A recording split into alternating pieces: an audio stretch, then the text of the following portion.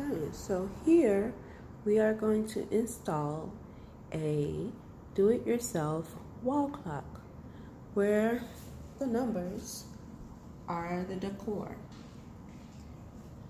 We'll install this with a really great wall mural.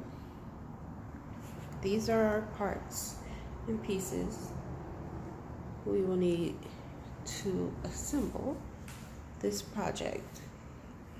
And this is our wall.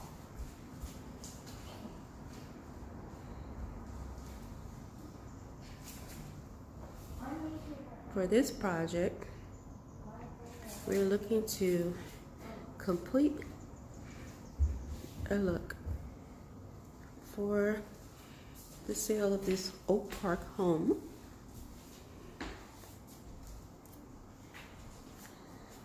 Just starting with some simple furnishing.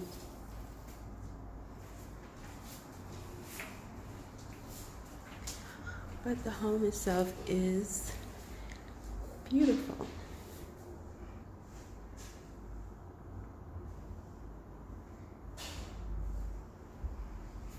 All right, let's see what this wall can do.